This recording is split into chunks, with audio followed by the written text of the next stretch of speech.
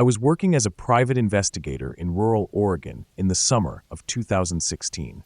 It wasn't as glamorous as the movies made it seem. No trench coats, no mysterious femme fatale walking into my office. Most of my cases came through phone calls, and the call I got that June was no exception. The man on the other end introduced himself as Jonathan Alexander. His father, Nathan Alexander, had gone missing on a solo hunting trip deep in the backwoods of our small Oregon town. The official search parties had come up empty, and authorities had eventually ruled it a lost cause. But Jonathan wasn't convinced. He was adamant that his father was still out there. I'd been on enough missing person cases to know that in situations like this, you weren't looking for a live man, you were looking for a body. Still, I gave Jonathan the benefit of the doubt.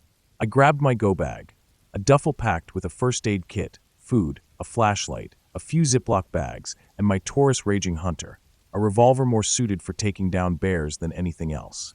In the Oregon backwoods, though, you weren't just dealing with people. Cougars, mountain lions, bears, wolves. Hell, even a moose could kill you if you startled it. And of course, there was always the chance of running into the wrong kind of person out there. I pulled up to Jonathan's property a little after noon. His house was more of a permanent trailer, nestled at the edge of the wilderness, its back patio facing the mountains. Jonathan himself was a big guy, at least 6'5", with a thick frame, a trucker cap pulled low over his face, and a checkered button-up. He had that weathered look, a man who had spent most of his life outdoors.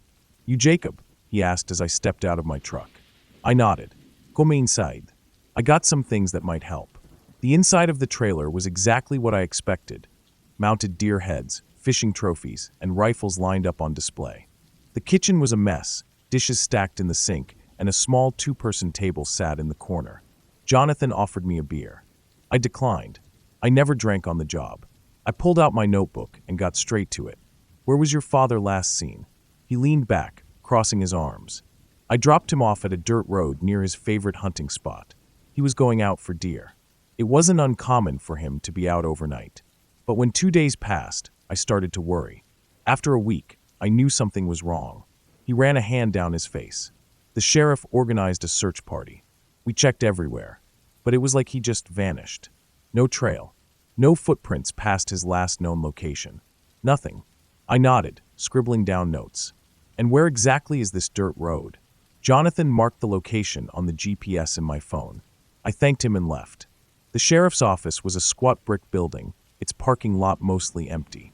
Inside, a skinny deputy was chewing gum behind the front desk, flipping through paperwork. I told him I was looking into the Nathan Alexander case. He sighed and directed me to the sheriff himself. Sheriff Clyde was in his 50s, balding, with a stained American flag tacked to the wall behind him. The office was cluttered with missing person posters and wanted notices. He gave me a forced smile as I stepped inside. "You investigating this missing guy as a favor?" he asked. "No," I replied. "His son hired me." Cruelisight. Figured as much. He pulled out a stack of reports and photos, setting them on the desk. We searched for him for 3 nights. Came up with nothing. I flipped through the papers. One photo stood out, a trail of Nathan's footprints leading toward his favorite hunting spot. And then they just stopped. I frowned. No tire tracks? No ATV marks. Nothing. Clyde shook his head. It's like he just vanished into thin air. I exhaled slowly. "Anything else strange?" Clyde hesitated, then pulled out a satellite image of the area. He tapped a red-marked zone. "This is where he went missing." He leaned back. When we searched the place, something felt off. No birds. No crickets. No animal sounds at all. I raised an eyebrow. Nothing. Dead silent. That was unusual. I checked my watch. Early evening. I thanked Clyde and left. My next stop? The woods. By the time I pulled up to the dirt road, the sun was sinking behind the mountains. The forest was silent. I stepped out of my truck, flicked on my headlamp, and followed Nathan's last known trail. Sure enough, his footprints just stopped. I exhaled through my nose, scanning the ground. No sign of struggle. No drag marks. Nothing. Then, rustling. I froze. It came again, behind me. Then, in front of me. I tightened my grip on my revolver. "Who's there?" My voice echoed. "I'm armed." Something tapped me on the back. I spun, swinging with everything I had, and punched a tree. Pain shot through my knuckles. My breathing was ragged. And then, The laughter started. Low, ragged, unnatural. My gut turned to ice. I pulled my revolver and fired into the air. The shot rang through the trees, and everything went dead silent. Then, right by my ear, "Leave." A wave of pure terror slammed into me. And then running footsteps. A million of them. Right at me. I turned and bolted. Branches whipped my face, my lungs burned, my pulse pounded. I hit the truck at full speed, wrenched the door open, and gunned it out of there. I risked a glance in the rearview mirror. Something was chasing me. I couldn't see it, not really. It was a shape, shifting, distorting, like TV static come to life. And it was keeping up with me. I flew down the road, heart in my throat. Then it was gone. I pulled into a gas station parking lot and threw up. I don't know what I saw out there. I never went back. Nathan Alexander was never found. December nights in the high desert were the kind of cold that settled into your bones, deep and unmoving, no matter how many layers you wore. I remember that night so clearly, even though I was just a kid, because it was the night I learned what true fear was. The fire in my grandmother's house was burning low, the stack of wood inside nearly gone. I didn't think much of it at the time. Firewood ran low all the time, and it was a normal thing for my uncle to go out and fetch more. The only difference that night was that he decided to take me with him. My uncle wasn't the type to talk much. He was a quiet man, strong and lean from years of working outside, his face carved by wind and sun. When he told me to grab my coat, I didn't ask why. I just did what I was told. The truck was old, an old Chevy with a bench seat that smelled like dust and oil. I climbed in, and we drove off toward the mountains. The drive was long and quiet, the tires crunching over frozen dirt as the trees closed in around us. I could see my breath in the cab, little white puffs in the dim light from the dashboard.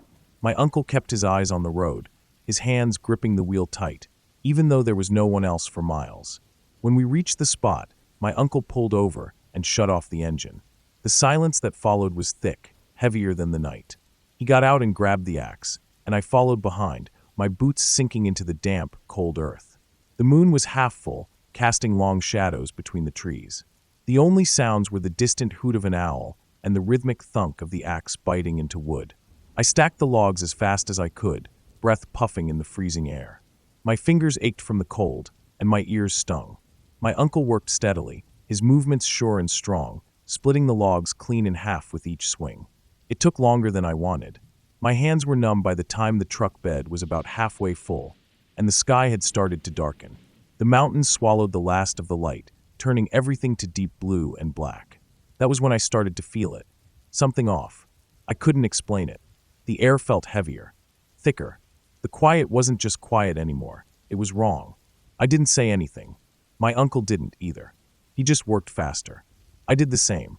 By the time we finished, the sun was gone. The only light came from the stars overhead and the dull glow of the truck's headlights. My uncle wiped his forehead with the back of his sleeve, then threw the last log into the truck. He climbed into the driver's seat without a word. I followed, shutting the door behind me, my fingers still aching from the cold. The truck rumbled to life, and we pulled back onto the dirt road. That was when the feeling got worse. I leaned my head against the window, watching the trees pass by in a blur. The road was bumpy, the truck jostling over rocks and frozen mud. The stars were bright above, sharp and clear against the black sky. And then, I felt it, like something was watching. I didn't see anything. There was no sound, no movement. Just that feeling, deep and cold in my gut, pressing against my ribs. I looked over at my uncle. His face was stiff, his hands gripping the wheel tight. He felt it too. The truck bounced over a rut in the road, and I pressed my hand against the window to steady myself. My breath fogged up the glass, blurring the trees outside. That was when I heard it. Tap, tap, tap. Right behind me. A soft, rhythmic knocking on the back window. I froze. My body went stiff, every hair on my neck standing on end. I started to turn. Don't. The word was sharp. Low. Almost a whisper. My uncle's voice. I stopped mid-turn, my stomach flipping. He didn't look at me. He kept his eyes locked on the road, his knuckles white on the wheel. His jaw was clenched tight, his breathing fast and shallow. I swallowed, my mouth dry. The truck kept moving. The road stretched ahead, dark and endless. The trees pressed in close on either side, their shapes twisting in the dim light. Then, tap, tap, tap, this time on the side window, right next to my head. I felt my chest tighten, my breath coming in short, panicked gasps. My uncle's voice came again, urgent. "Look at me. Don't turn. Just look at me." I did as he said. I locked my eyes on his face, trying not to blink, trying not to think about the tapping, trying not to imagine what could be out there, just inches from me. The truck sped up. The tapping didn't stop. I wanted to cry. I wanted to scream. My hands were clenched into fists, my nails digging into my palms. Then, the truck dipped, like something heavy had landed in the back. I heard the wood shift, logs rolling against each other. The weight of the truck shifted slightly, the suspension groaning. My uncle stepped on the gas. He started praying, his voice low and fast in our language. I kept my eyes on him, my chest tight, my body frozen. Tap, tap, tap. The sound came again, right behind me, right against the glass. I wanted to turn. I needed to turn. My whole body screamed for it. I didn't. The truck roared down the road, the trees blurring past. My uncle's voice didn't stop. He kept praying, his hands tight on the wheel, his foot pressing the gas harder and harder. The engine whined, the tires kicking up dirt and gravel. The tapping didn't stop. Then, the truck dipped again, and the weight was gone. My uncle's prayer stopped. The tapping stopped. The road stretched ahead, empty. The woods were still. Silent. I felt my breath return, sharp and shaky. My hands were trembling, my body cold with sweat. My uncle slowed the truck. His face was pale, his jaw tight. The rest of the drive was silent. I curled up in the seat, watching the clock on the dashboard tick forward. I didn't sleep. I didn't move. By the time we got back to my grandmother's house, I could barely stand. My uncle carried me inside, his arms strong and steady. He didn't say a word. Neither did I. The next morning, my father performed a prayer over us. My uncle never spoke about that night again. Neither did I. But I never forgot. I never will. I don't know how to explain what we saw that day. I don't know how to put it into words in a way that makes sense, but I'll try. It's been stuck in my head ever since, playing over and over, and no matter how much I think about it, I can't come up with a logical answer. It started like any other day. Lately, my friend and I had been taking walks around our neighborhood just to get out, get some air, and stretch our legs. It had become part of our routine, something simple and mindless to break up the monotony. Most of the time, we stuck to familiar streets, looping through quiet roads, but every now and then, we ventured out a little further, looking for new paths, new places we hadn't explored. That day, we wandered back near the interstate bridge. It wasn't a place we had gone before, but from a distance, it didn't look like much, just a dirt road leading to a dead end. But when we got closer, we realized it wasn't as empty as we had thought. There was stuff everywhere. Furniture, old mattresses, piles of clothes, broken appliances. Just a huge mess of people's belongings scattered around like someone had dumped entire households back here. Some of it looked old, sun-bleached and ruined by weather, but some of it looked new, like it hadn't been there for more than a few days. That should have been enough of a reason to turn around. But we didn't. We kept walking. The dirt road stretched ahead, and about 5 feet past the piles of junk, we saw something else, a more defined trail, one that looked like it had been used recently. There were tire tracks in the dirt, pressed deep into the ground, leading forward into the woods. It wasn't just some overgrown footpath. This was a real road, just hidden, stretching miles ahead. I remember thinking it was weird that we had never noticed it before. It wasn't on any map. No signs, no markers, nothing. Just a road leading somewhere. And for some reason, we decided to follow it. We walked for about 30 seconds. That's it. 30 seconds. That was when we saw it. At first, I thought my eyes were playing tricks on me. The trees stretched high around us, their bare winter branches twisting against the dull gray sky. The ground was soft with damp leaves, the air cool and still. But ahead, just barely visible through the trees, was something tall. It wasn't a tree. It wasn't a person. It wasn't anything I could recognize. It was blurry, like looking at something through heat waves rising off pavement. But it was dark, almost black, a shape standing motionless among the trees. It had a rough, jagged outline, something uneven wrong. I felt my stomach tighten. Then, it moved. Not like a person. Not like an animal. It shifted sideways, not turning, not stepping, just sliding across the space in front of us, covering our entire field of view in less than a second. No sound, no footsteps, no rustling leaves. Nothing except the crack of a thick branch 7 or 8 feet in the air snapping under some unseen weight. We froze. I didn't move. My friend didn't move. I could feel my heartbeat hammering in my chest, my breath caught in my throat. Every instinct in my body screamed to run, but I couldn't make my legs work. We just stood there, staring at the empty space where it had been. The woods were silent, dead silent. Not even the sound of wind through the branches. Not a single bird, not an insect, nothing. I felt sick. Something about the way it moved, so fast, so impossible, made my skin crawl. It wasn't right.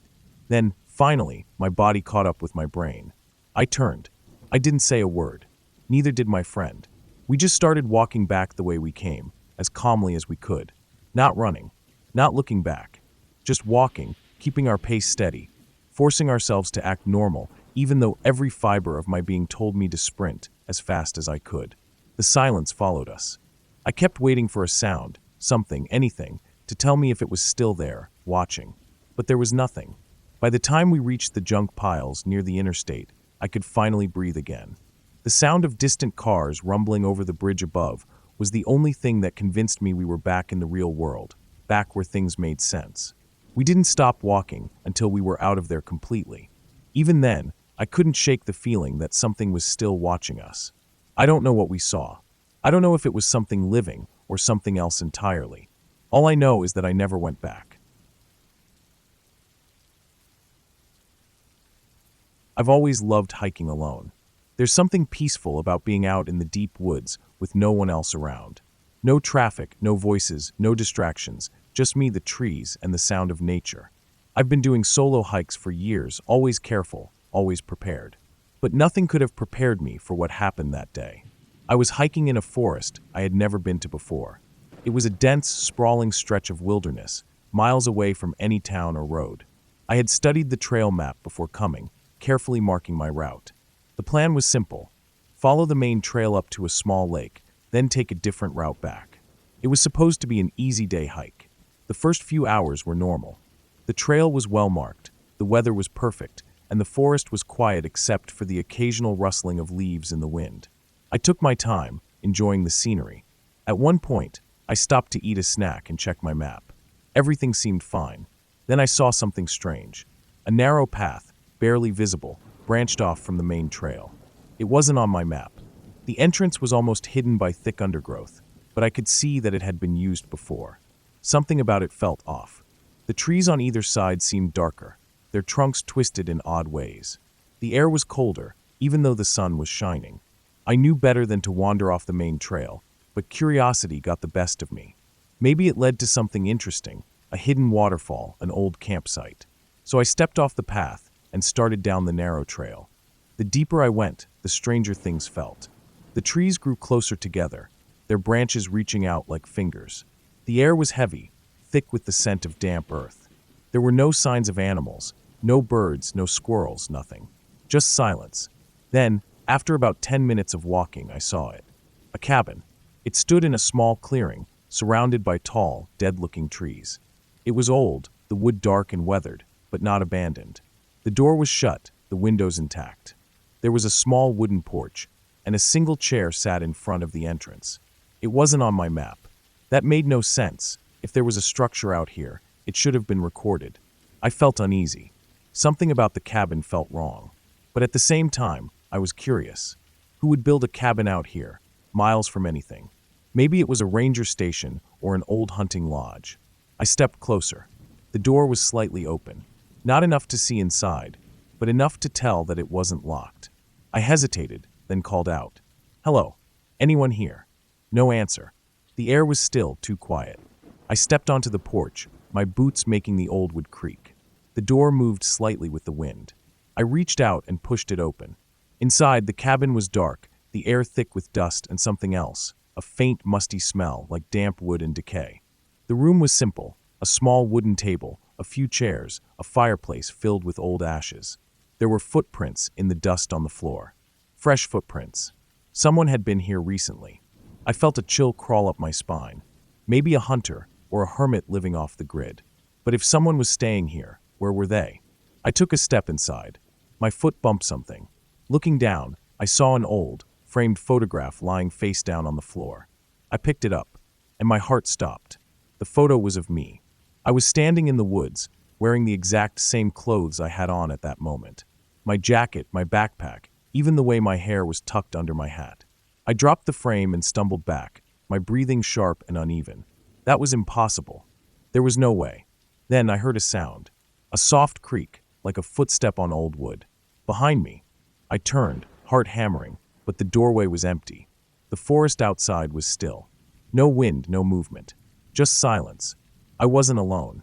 I backed away toward the door, my hands shaking. I needed to leave. Now. Then something caught my eye. The footprints in the dust. When I first entered, there had only been one set. Now there were two. Someone had stepped closer to me. A chill ran down my spine. I bolted for the door, leaping off the porch and sprinting back toward the main trail. My legs burned, my lungs ached, but I didn't stop. I didn't look back. When I finally reached the main path, I forced myself to stop and turn around. The cabin was gone. The clearing, the dead trees, the narrow path, all gone. Nothing but dense, untouched forest. I stood there, gasping for breath, my mind racing. Had I imagined it? No. I knew what I saw. The cabin had been there. The photo of me had been there. I pulled out my phone and checked the GPS. It showed my location, but no signs of any structures nearby. Just wilderness. I didn't know what to do. I wanted to go back, to find the cabin again, to prove to myself that I wasn't crazy. But my gut told me not to. So I turned and walked fast back to my car. I never spoke about it. Never told anyone what happened. But sometimes late at night, I dream about that cabin. And in my dreams, the door is always open. And something is standing inside, waiting. I had done camping many times before, and nothing had ever gone wrong. But this trip was different. This was the last time I ever camped alone. I had picked a spot deep in the forest, miles away from any road or town. The hike to get there was tough. Steep hills, thick undergrowth, and a trail that was barely visible in some places. But I liked that. The harder it was to get somewhere, the less likely other people would be there. I set up my tent near a small clearing, right beside a thick patch of trees. The area was quiet, peaceful. The only sounds were the wind moving through the branches and the occasional chirp of a bird.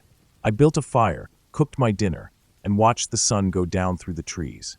It was a perfect evening. As night fell, the forest grew silent. The kind of silence that makes you feel small. Alone. I zipped myself into my tent, listening to the faint rustling of leaves outside. It was comforting in a way. Normal. At some point, I must have fallen asleep.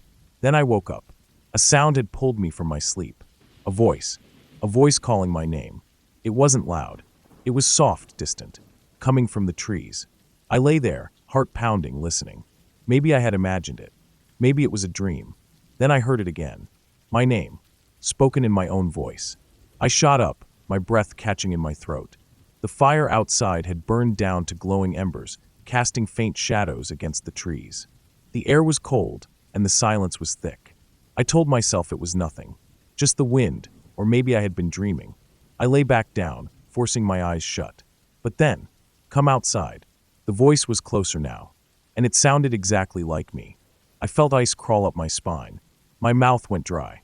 Every instinct in my body screamed, "Do not go out there." I stayed still, hardly breathing. The minutes stretched on. Silence. Maybe it was gone. Then, just inches from my tent. "I know you're awake." A whisper. My voice.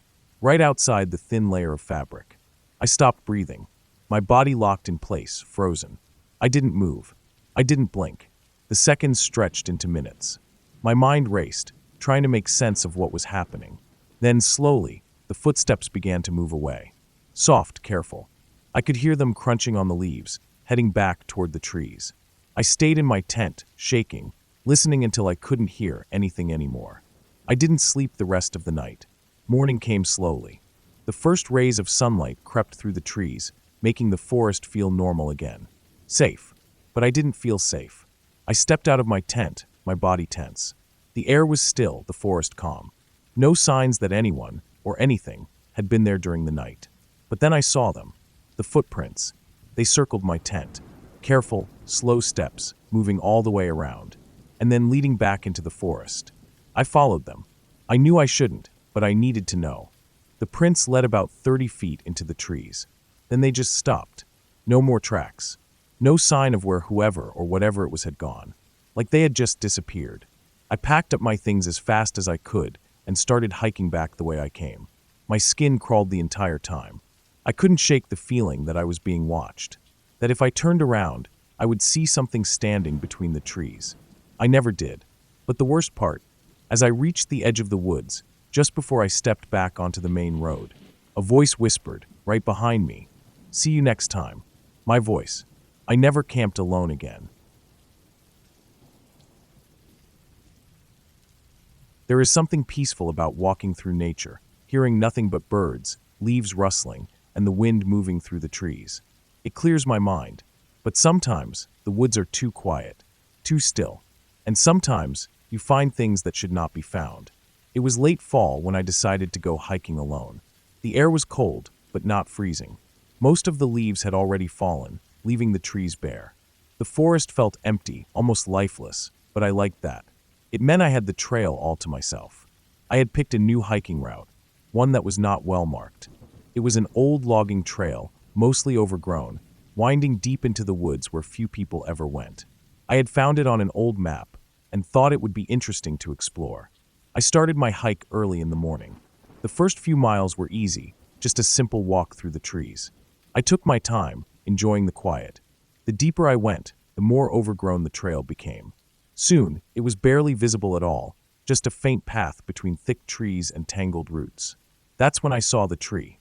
It was massive, much larger than the others around it. The bark was dark and cracked, and at the base there was a large, gaping hollow. It was big enough for a person to crawl inside. I don't know why, but something about it made me stop, made me stare. The forest was silent.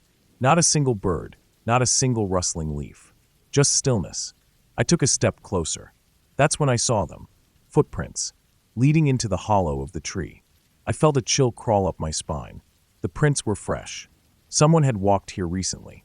But why would anyone climb into a tree? I stepped even closer, peering into the dark hollow. I couldn't see anything inside. It was too dark, too deep. The space looked big enough for a person to hide in, but why would anyone do that? A terrible thought entered my mind. What if someone was inside? I held my breath, listening. Silence. Then, a faint sound, a whisper, coming from inside the tree. My body went cold. It wasn't the wind. It wasn't my imagination. It was a voice. I took a step back, my heart pounding. Every instinct screamed at me to leave, to run. Then something moved inside the hollow. Something shifted in the darkness. And then, a hand reached out. Pale, thin, fingers too long, too sharp. I stumbled backward, nearly tripping over my own feet. My breath caught in my throat. The hand pulled back into the hollow. Then the whispering started again. But this time, it was my voice, whispering my name. I turned and ran. Branches scratched my face, roots threatened to trip me, but I didn't stop. I ran until my lungs burned, until my legs ached. I didn't look back. I didn't want to see if it was following me. I reached my car, jumped inside, and locked the doors. My hands were shaking so badly I could barely start the engine. I sped away, not stopping until I was miles from the forest. I never went back. But sometimes, when I'm alone at night, I hear it. A whisper. My voice. Calling my name. I have always loved the quiet of the woods. There's something peaceful about being alone on a hiking trail, surrounded by nothing but trees, the smell of damp earth, and the sound of leaves crunching underfoot. It's the one place where I feel truly at ease. But sometimes, the woods don't feel peaceful. Sometimes they feel wrong. And when that happens, you should listen to your gut. I didn't, and I will never forget what happened because of it. It was late October when I decided to go hiking alone.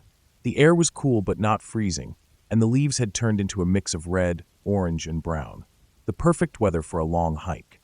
I had found an old trail on a map, one that wasn't used very often, and decided to check it out. I arrived early in the morning, parked my car at the entrance, and started walking. The trail was narrow, barely visible under the thick layer of fallen leaves, but it was beautiful. The forest stretched out on either side, the trees tall and bare, their branches like skeletal hands reaching toward the sky. For the first few miles, everything was normal. Birds chirped, squirrels rustled in the underbrush, and the wind whispered through the trees. Then things changed. The first thing I noticed was the silence. The deeper I went, the quieter the forest became. No birds, no rustling leaves, just stillness. At first, I thought it was my imagination. But the farther I walked, the more unnatural it felt. It wasn't just quiet, it was wrong. Then I heard the footsteps. At first, I thought it was just the echo of my own steps. I would take a step, and a second later, I would hear another step behind me. But then I stopped walking, and the footsteps kept going. I turned around quickly, scanning the trees. Nothing. The forest was empty. The trail behind me was covered in leaves, undisturbed. I told myself it was just an animal, maybe a deer moving through the trees. I kept walking, trying to ignore the uneasy feeling creeping up my spine. Then I heard it again. Step, step, step, close, too close. I spun around. Still nothing. But this time, I noticed something that made my blood run cold. Footprints. Not mine. A set of footprints had appeared on the trail behind me, pressed into the leaves. They were fresh, leading toward me. But the strangest part? There were no footprints leading away. Whoever, or whatever, had made them had just appeared out of nowhere. I felt my stomach drop. My heart pounded in my chest. Every instinct in my body screamed at me to leave. I started walking faster, almost jogging. The trail twisted and turned, but no matter how far I went, I could still hear the footsteps behind me. And then, they started getting closer. Step, step, step, no longer following. Catching up, I broke into a full sprint. Leaves and twigs crunched under my feet as I ran, my breath coming in gasps. The trees blurred around me. I didn't know where I was going. I just knew I had to get away.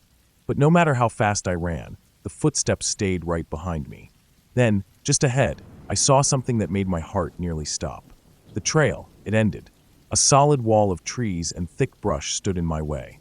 That was impossible. I had followed the trail from the beginning. It should have kept going. I turned around, my breath shaking. The footprints were gone. The ones I had seen behind me vanished. The leaves were undisturbed, like no one had ever walked there. Like I had been alone the entire time. I backed away, my chest tightening with panic. The silence pressed in around me, heavy and suffocating. Then, from somewhere in the trees, a whisper, low, faint, saying my name. I ran. I didn't care about the trail anymore. I crashed through the underbrush, branches scratching my arms and face, my legs burning with every step. I ran until I saw the dirt road where my car was parked. I didn't stop. I threw myself into the car, slammed the door, and locked it. My hands were shaking so badly, I could barely get the keys in the ignition.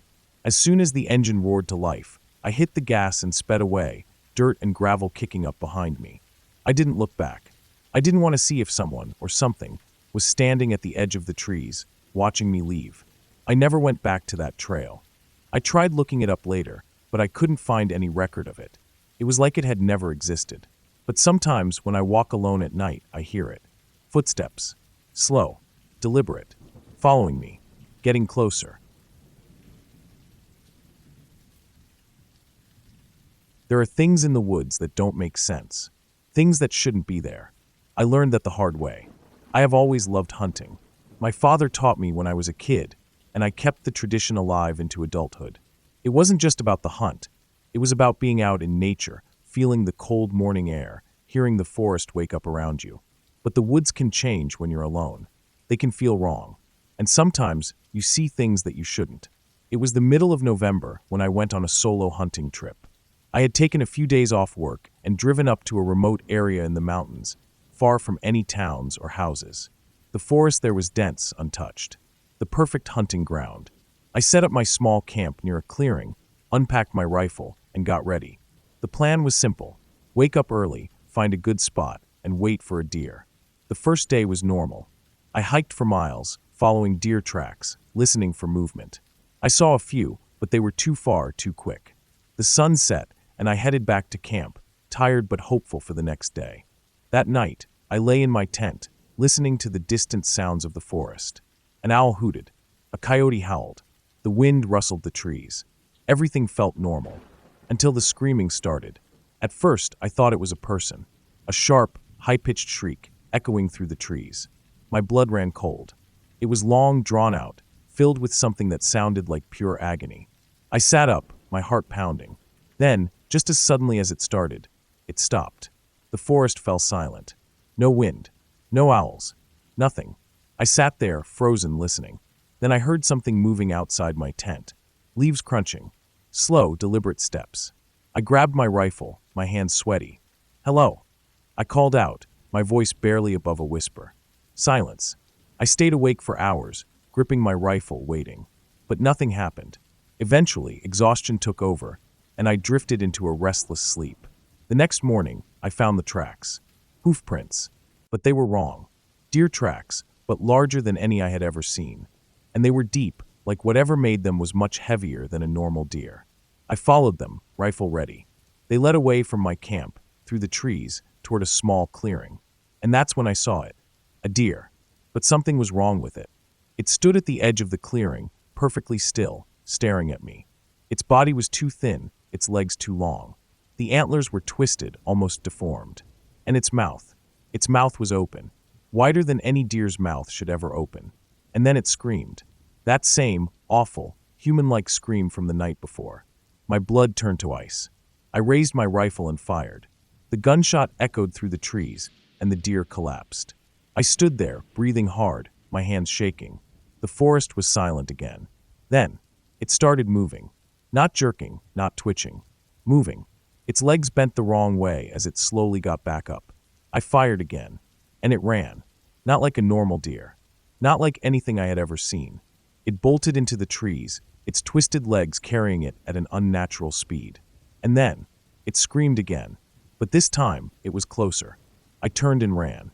I don't remember how I got back to camp. I barely remember packing up my gear. All I know is that I didn't stop. I threw everything in my truck and sped down the dirt road, not looking back. I never went hunting there again. But sometimes, when I'm alone in the woods, I hear it. A scream. Not quite human. Not quite animal. Somewhere in between. And I know.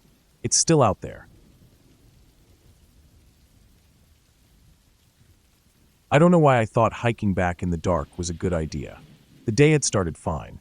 I had driven up into the mountains early, parked at the trailhead, and set out alone. The plan was simple, just a long hike through some deep forest trails, nothing extreme. I had done hikes like this before, and I wasn't worried. I had my backpack with enough supplies to last me the day. Some snacks, plenty of water, a good knife, a lighter, and a flashlight just in case I ended up out later than expected. The air had been cool when I started, the scent of pine thick in the breeze. The trail was well-worn at first, winding through towering trees and thick undergrowth. I had followed the path for miles, climbing higher into the mountains, the ground crunching beneath my boots. It had been peaceful, too peaceful. As the hours passed, I had gotten carried away, pushing farther than I planned. I wasn't lost. I had been marking my route, paying attention, but I had misjudged the time. The sun had been dipping lower than I expected when I finally turned back. That was when I made my second mistake. Instead of retracing my exact steps, I took a slightly different route. It wasn't completely off-trail, just a lesser-used path that I thought would cut my time down. It looked fine at first, still a clear trail, still heading in the right direction. But the deeper I went, the rougher it got. The trees pressed in closer, the undergrowth thickened, and soon I realized I had taken a bad turn. By the time I admitted it to myself, the sun had disappeared. I pulled out my flashlight, clicked it on, and kept moving. The beam cut through the dark, casting long, shifting shadows against the trees. The woods had a different feel at night. It wasn't just the darkness, it was the silence. During the day, I had heard birds, rustling leaves, distant sounds of movement. But now, it was just my breathing, my footsteps, and the occasional creak of branches in the wind. I wasn't panicking. Not yet. I just needed to get back on track. I knew I was heading downhill, which was a good sign. The trailhead was at a lower elevation, so as long as I kept moving down, I should hit the main path eventually. But something felt off. I couldn't explain it at first. It was just a feeling, like the air had changed, like the quiet was too quiet. My skin prickled, and a slow, creeping sense of unease settled in my gut. I kept walking, forcing myself to ignore it. Then I heard something. A sound behind me. I stopped, holding my breath. Silence.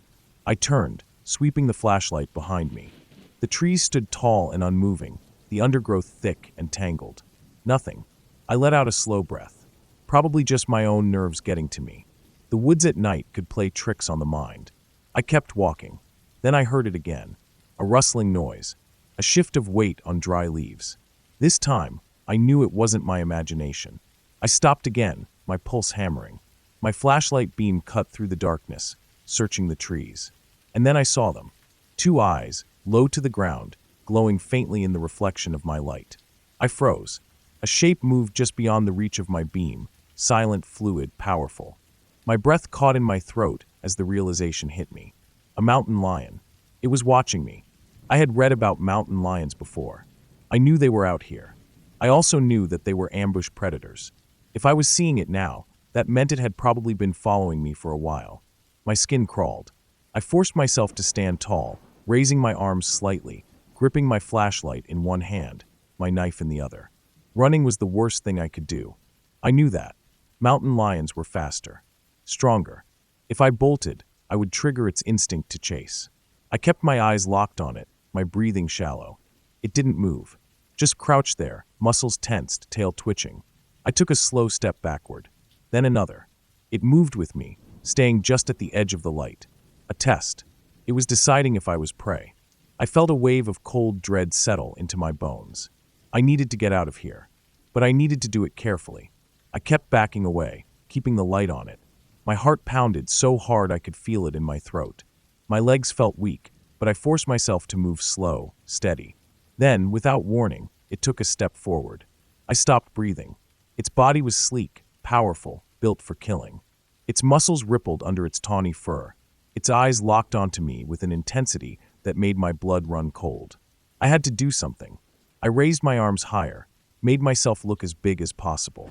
I shouted, not a scream, but a deep, aggressive yell, trying to sound more threatening than I felt. It hesitated. For a few agonizing seconds, neither of us moved. Then it took another step. A low growl rumbled from its throat. I knew then that it wasn't backing down. I didn't have a gun. No bear spray. Just my knife and my flashlight. I had to make a decision, fast. My grip tightened on the flashlight. I raised it higher, then suddenly swung it down toward the ground, slamming it into the dirt with as much force as I could. A loud crack echoed through the trees. Dust and leaves flew up. The mountain lion flinched. I didn't hesitate. I grabbed the nearest branch I could find, a thick, broken limb from a tree, and lifted it in both hands. I swung it hard against a rock, the impact echoing through the night like a gunshot. The mountain lion flattened its ears, took a step back. I shouted again, louder this time, slamming the branch down with all my strength. It hesitated. Then slowly it lowered its body, muscles coiled, ready to pounce. I raised the branch again, and then just like that, it turned. Without a sound, it melted back into the trees, disappearing into the darkness. I didn't move, didn't breathe. I kept my light aimed at the trees, heart pounding so hard I thought it might burst. Nothing. It was gone. I stood there for what felt like forever, body trembling, adrenaline coursing through my veins. Then I turned and started walking. Not fast, not running, just steady. I kept the light moving, scanning the trees, listening for any sound of it returning. But the woods were silent again. It took me nearly an hour to find my way back to the main trail. Another hour to reach my car. When I finally saw it, sitting alone in the dirt lot, I almost collapsed with relief. I climbed inside, locked the doors, and sat there, shaking, staring into the dark trees beyond my headlights. I had made it out, but I knew deep in those woods, the mountain lion was still there, watching, waiting, and I had barely been more than a breath away from becoming its next meal. Newfoundland is vast, wild, a place where time slows down and the land stretches out in every direction, untouched and endless. I had been hiking across it for weeks, following an old railway that had long since been torn up and repurposed into a trail. It was one of those things I had always wanted to do. Travel through the backcountry, sleep under the open sky, live simply, with just my pack and the trail ahead of me. For the most part, it had been peaceful. Days spent walking, the sound of my own footsteps crunching against the gravel and dirt. Nights spent in whatever patch of land seemed good enough to set up my tent. The trail wound through thick forests, over rolling hills, past lakes that looked like glass under the early morning sun. I passed through the occasional small town, resupplied when I needed to, but mostly it was just me and the wilderness. Then I found the town. I hadn't been expecting it. It wasn't on my map, no signs leading to it, just a break in the trees where the land opened up. I almost walked past it before realizing what I was looking at. At first glance, it seemed normal, like any other small community. But as I stepped off the trail and walked further in, I saw the truth. Everything was abandoned. The cottages were falling apart, their roofs sagging, windows boarded up or shattered. There were old trailers, their metal sides rusted, some partially collapsed. A few bus conversions, the kind people sometimes live in, but they had been burnt out, the interiors gutted. Fences were broken, yards overgrown with tall weeds. The whole place had the eerie silence of something left behind, forgotten. I stood there for a long moment, listening. Nothing. No wind through the trees, no birds, no distant hum of insects. Just quiet. I should have kept walking. Something about the place made my skin crawl, an instinct buried deep in my brain telling me to leave. But the sun was already sinking, and I had been hiking since morning. My legs ached, my stomach was empty, and I needed to rest. I found an empty lot on the edge of town. There was an old truck nearby, rusted out, slowly sinking into a ravine. The ground was mostly clear, a good spot to set up my tent. I dropped my pack, stretched out my sore muscles, and got to work. I built a small fire, cooked a quick meal, just something simple, enough to fill my stomach. The food was warm, the fire crackled, and for a while, it felt almost normal. The uneasy feeling from earlier faded a little, pushed aside by exhaustion. When I crawled into my tent, I was out within minutes. I don't know what time it was when I woke up. At first, I wasn't sure what had pulled me from sleep. I lay there, eyes open, my mind foggy, my body heavy with exhaustion. Then I heard it. Footsteps. Slow. Careful. Moving just outside my tent. I held my breath. At first, I thought it was an animal. Maybe a deer, a coyote, something sniffing around. But the steps weren't light, they weren't quick. They were deliberate. Heavy. The sound of a person walking. I stayed completely still, listening. The footsteps circled the tent. My pulse pounded in my ears, my body frozen. I couldn't see anything, couldn't tell if whoever it was right next to me or further away. My only sense was sound, and the sound told me that someone was out there. I reached slowly, quietly, feeling for my knife. My fingers wrapped around the handle, grip tightening. My mind raced. Whoever this was, they weren't lost. They weren't just passing through. They had been watching. They had seen me walk into town, and now they were here. I swallowed hard, forcing myself to breathe silently. The footsteps paused. Right next to my tent. I squeezed the knife in my hand, ready. If they tried to get in, if I heard the sound of the zipper moving. A long moment of silence. Then the steps moved away. Not fast. Not running. Just slow, steady, fading into the distance until I couldn't hear them anymore. I didn't move. I waited, counted the seconds in my head. 5 minutes. 10. 15. Nothing. I had to get out of there. Slowly, carefully, I unzipped the tent. Just enough to peek out. The night was dark, the trees barely visible under the faint glow of the moon. I scanned the area. Nothing moved. I eased out of the tent, crouching low, my knife still clutched in my hand. My heart was hammering so hard I could feel it in my throat. I stayed in the shadows, watching. Listening. Still nothing. I moved fast, breaking down my tent, stuffing everything into my pack as quickly and quietly as I could. I didn't bother rolling anything up properly, just shoved it all in. Every second felt like a risk. Every sound made me jump. When my pack was secured, I stood up and took one last look at the town. And that's when it hit me. Whoever had been outside my tent had been watching me long before I even knew they were there. They must have seen me arrive. Maybe from one of the cabins, one of the trailers, hidden in the dark. I turned and started walking. I didn't run. Running would make noise. Running would make me look like prey. I just walked, fast but controlled, back to the trail, away from the town, away from whatever had been watching me. I didn't stop. Hours passed. My legs burned, my feet ached, but I didn't care. The sky began to lighten, the dark giving way to dull gray. Birds started calling in the distance. The world was waking up. Finally, I saw a road. Relief hit me so hard I almost collapsed.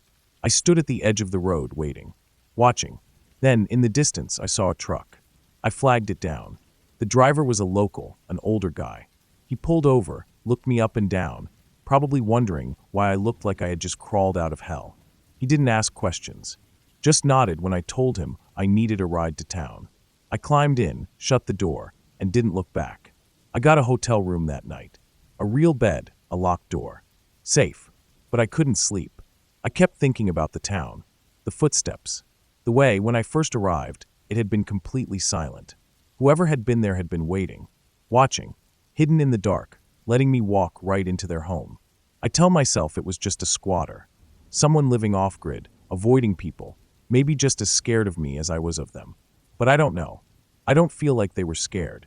I feel like they were waiting to see what I would do, and I'm glad I didn't stay to find out. The air was crisp that morning, the kind of dry mountain air that wakes you up better than any cup of coffee. My friend and I had set out early, the sun still low behind the ridges, casting long shadows over the trail. We were a few miles from Pikes Peak, hiking through remote country, far from the usual tourist spots. It was quiet, peaceful. The trail was narrow, winding through thick stands of pine and aspen, the occasional break in the trees offering glimpses of the distant peaks. We hadn't seen another person all day. It was one of those perfect hikes where it feels like the whole wilderness belongs to you. Then we saw it, a blue windbreaker, lying in the middle of the trail. At first, it didn't seem that strange. People drop things. Maybe it had fallen out of a pack. Maybe someone had set it down and forgotten it.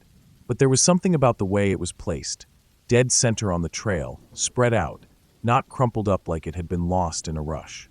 Almost like someone had put it there on purpose. We stopped. My friend nudged it with the toe of his boot. The fabric was stiff, sun-faded. Not brand new, but not ancient either.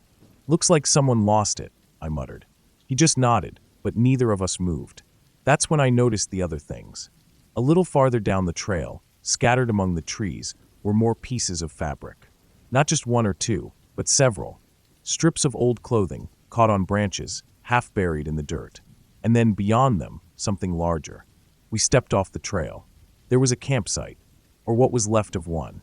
The first thing I saw was the tent. It was shredded, not collapsed, not simply old and abandoned. It looked attacked. The poles were snapped, the fabric torn open in long, jagged slashes.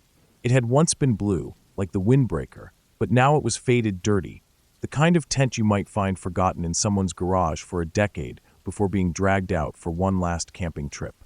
Next to it, a hammock still hung between two trees. Empty. A cooler lay nearby, lid open, nothing inside. Scattered around were clothes, shirts, shorts, a single sock. A backpack sat at the edge of the site, unzipped, empty. We stood there, staring at the mess, an uneasy silence settling over us. It didn't look right. If this had been an old campsite, abandoned and left to the elements, things would be weathered but intact. If an animal had torn into it, there would be bite marks, claw marks. But the tent, it looked slashed, ripped in a way that didn't match what a bear or a cougar would do. I scanned the ground. No food wrappers, no empty bottles, nothing that suggested someone had actually lived here recently. Just the remains of a camp that had been violently torn apart and then left. Maybe a homeless camp, my friend finally said, his voice quiet. I nodded. It was the easiest explanation. Maybe someone had been living out here and left in a hurry. Maybe animals had gotten to it afterward. Maybe the windbreaker had just been forgotten on their way out. It was enough of an excuse for us to leave. We turned and walked back to the trail, picking up our pace, putting distance between us and that wreckage. We didn't talk much on the way back. By the time we reached the cabin we were staying in, the sun was low again, dipping behind the mountains, casting the woods in deep shadows. We locked the door that night, and neither of us brought up the windbreaker again. Camping in Northern California, way up at the very tip of the state, where the forests run deep and the people are few, was something I had been looking forward to for weeks. I was out near a reservoir, tucked into thick woods, far from any major roads. It was exactly the kind of secluded, peaceful trip I had planned. No noise, no crowds, just the sound of wind in the trees and the occasional ripple of water against the shore. The previous night had been perfect. I had set up my tent in a nice little clearing, made some food over the fire, and fallen asleep listening to the distant call of an owl somewhere in the canopy above me. There wasn't another soul around for miles, at least as far as I knew. I had picked this spot for that reason. But when nature calls, it doesn't care where you are. I woke up before sunrise with an urgent, gut-churning need to relieve myself. There were no bathrooms out here, of course, just acres of trees and thick underbrush. I figured I'd just find a nice, private spot off the trail, take care of business, and be back before the sun had even fully risen. I grabbed some toilet paper, put on my boots, and stepped out into the cold morning air. The forest was still dark, but a faint light was beginning to creep in from the horizon, just enough to give the landscape a gray, shadowy look. It was the kind of half-light that made everything look a little eerie, a little unfamiliar.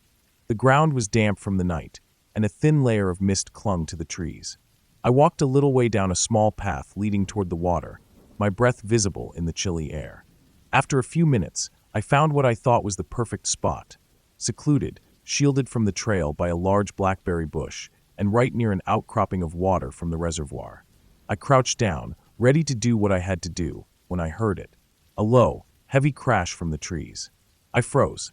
It wasn't the sound of something small moving through the brush. No squirrel, no bird, no little woodland creature. This was big.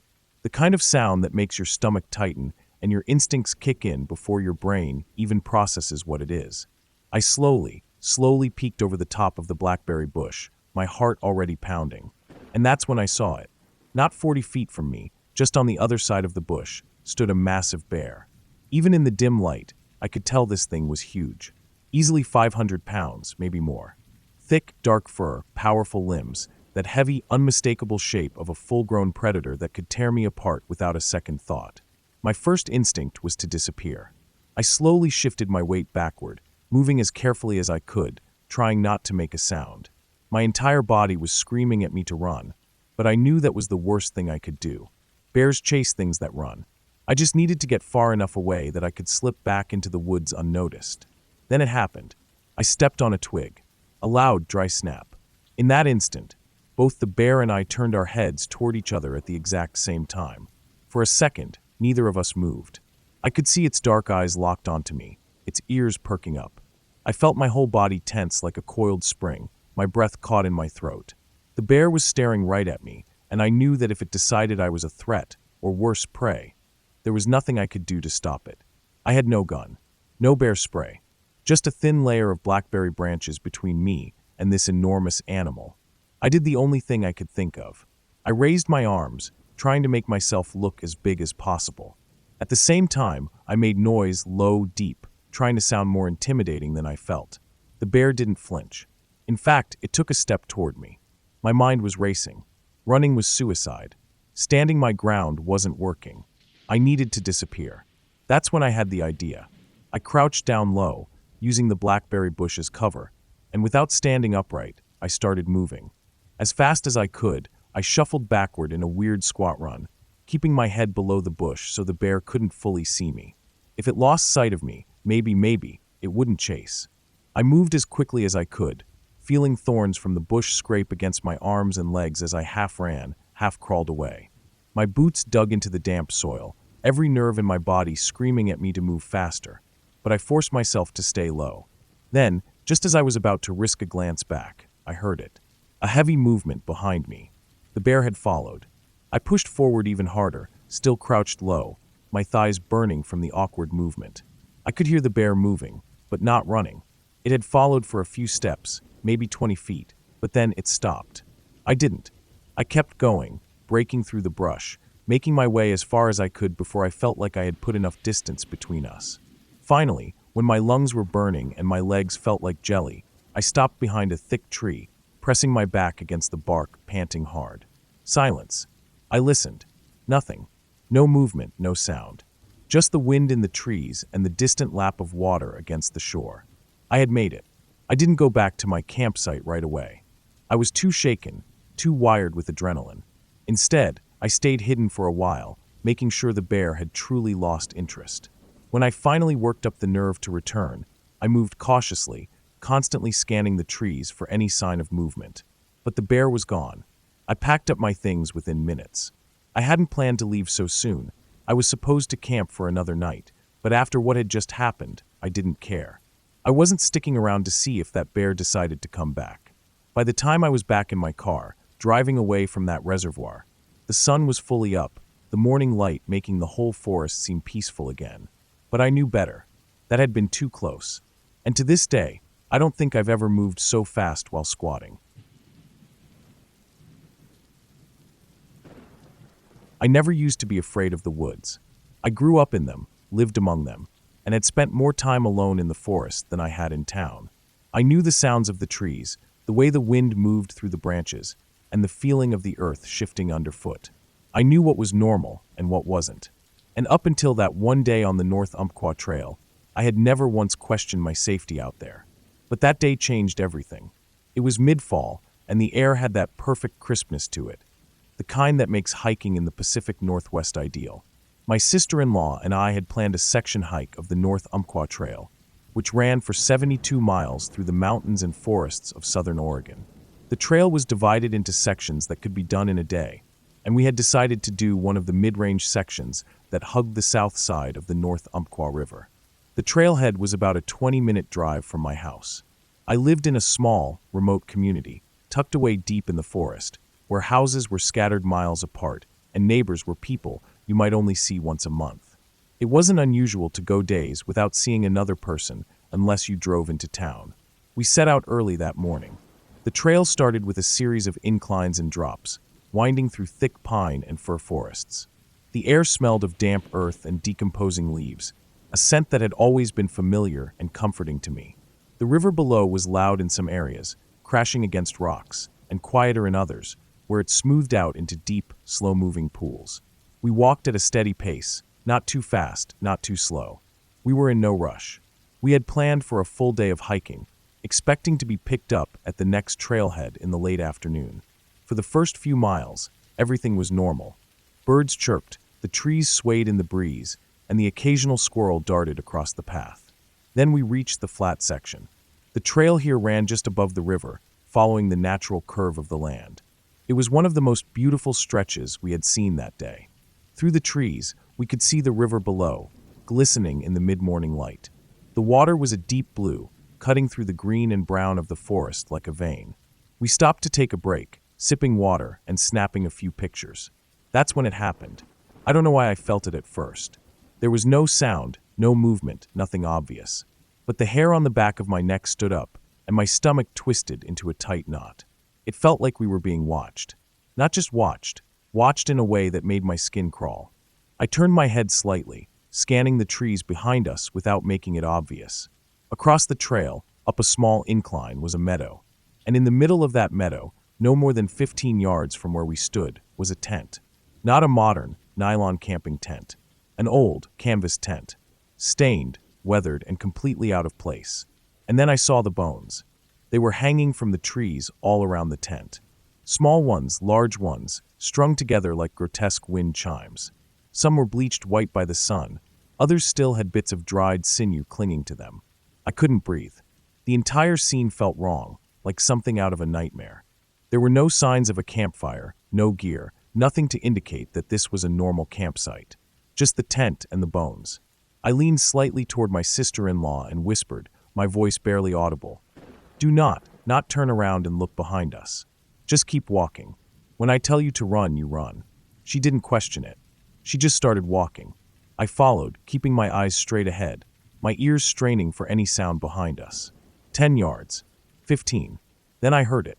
Footsteps. Not animal footsteps, human. Soft, deliberate, following us through the trees. I leaned in again, barely breathing. Pick up the pace. She did. I did. And so did they. The footsteps matched ours, keeping just enough distance to stay out of sight. The forest was thick here, the ground covered in moss and layers of damp leaves. Footsteps on this kind of terrain had a distinct sound, a muffled crunch, a sinking press of weight, a soft thud as it lifted again. I knew that sound, and I knew we were not alone. I leaned in one last time. Run. We took off. I could hear my heartbeat pounding in my ears, my breath coming in sharp bursts. My legs screamed, but I didn't stop. My sister-in-law was right beside me, matching my pace stride for stride. And behind us, the footsteps ran too. The trail started to incline, veering right along the river and around a cliffside. I knew that whoever was following us would either have to come down onto the trail or stop. We kept running. Branches slapped against my arms and face, my feet barely touching the ground. I could feel the burn in my lungs, but I didn't slow down. Then, finally, the sound behind us disappeared. I didn't stop. We ran for what felt like forever, maybe a mile or more, before we finally slowed down, gasping for air. We couldn't hear anything anymore, just the wind and the river below. But we didn't stop moving. We kept up a fast walk, glancing back every few minutes. By the time we reached the next trailhead, we were nearly an hour ahead of schedule. We didn't care. We walked straight out to Highway 138 and started heading east, knowing that her younger brother would find us on the road. When he pulled up, we climbed in without a word. When we got home, I called the sheriff. It took them a few days to check out the area. When the sheriff came back, he didn't give me details. He just said, "You weren't imagining things. Someone did chase you." I asked what they found, who it was. He looked down at the ground for a long moment before meeting my eyes. "I'm not going to tell you what we found or who it was," he said, "because if I do, you'll never hike again." I stared at him, waiting. "What we found," he continued, "was not normal, and it won't happen up here again." Then he looked me dead in the eye and said, "Never hike unarmed again." I never did. That was the last time I ever hiked that section of the North Umpqua Trail. It burned completely in a wildfire the following year. I don't know who was out there. I don't know what they were doing or why they chased us. And I don't think I ever want to know.